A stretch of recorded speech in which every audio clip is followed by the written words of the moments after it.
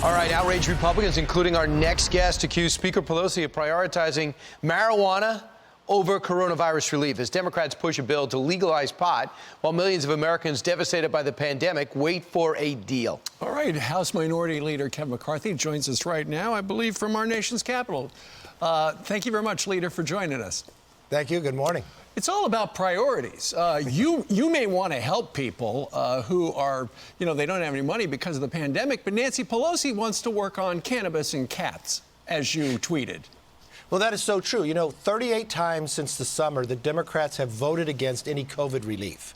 With all the challenges America has right now, we think COVID relief should be on the floor. But instead, the Democrats put cats and cannabis this week. They're going to outlaw big tigers, and then they're going to legalize cannabis. They're picking weed over the workers. They're picking marijuana over helping the much-needed money we need to go forward. The small businesses that are closing. We look at what's happening to Max Public. Maybe if they were named French Laundry, it would be okay. I don't understand the double standards of what we see from these Democratic leaders. How many times did Speaker Pelosi tell us we would not leave Congress until we got some COVID relief bill? That was months ago. There is a discharge petition on the floor that Democrats can sign that they said they would and they haven't, that would bring money to those small business workers. There are the number of times we've been here, but now they schedule the floor. They put cats and cannabis, but not COVID. It's just unbelievable. How do they not have a heart for these people that can't pay their bills right now and people are worried about losing their jobs? Where do you stand when it comes to the stimulus package? Because I know Pelosi and Schumer are saying $908 billion in that bipartisan deal. McConnell and Mnuchin, $500 billion. What do you say? I stand with Mitch McConnell and Mnuchin because think about what we're doing here. It's even more. There's $138 billion that's already appropriated that is sitting there for small business workers. But Pelosi won't let that go forward. There's more than $100 billion that's already been appropriated that would go to states that help them with their schools and the unemployment and others. We can do this in a systematic way to help those who need it with not adding more money because we've already have the money. The Democrats won't allow it to be spent.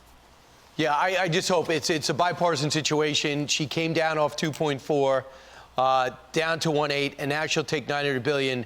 You got Democrats and Republicans working on it, Kevin. I hope you guys get something done this week because they obviously feel the pressure to move, and you're about to get even more power because the majority right now, when you start in January, it could be from you told me the numbers 222 to 213.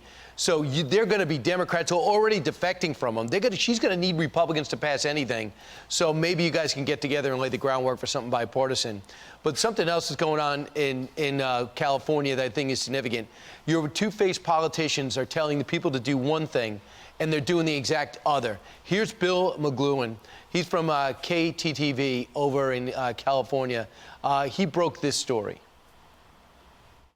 I was tipped off about this by several people in the restaurant industry who were less than pleased because they say this is yet another glaring example of hypocrisy from our local politicians. So we've been trying to get an interview with Supervisor Kuehl all day long today. And they've been telling us, her campus has been telling us, she's too busy, she's in meetings all day long.